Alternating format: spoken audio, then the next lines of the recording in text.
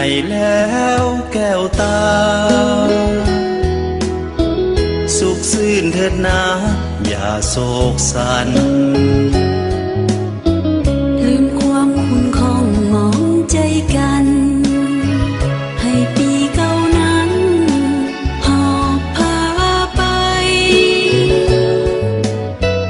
ปีใหม่แล้วคนดี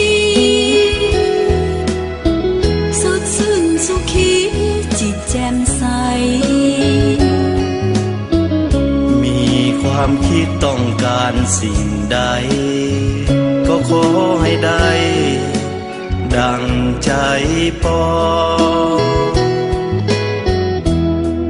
อายุยืนยาวมันวันนับ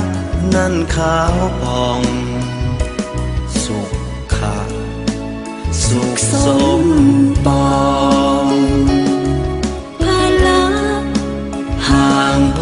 ยภัยปีใหม่แล้วแก้วตาหากเขานั้นนาจงแจ่มใส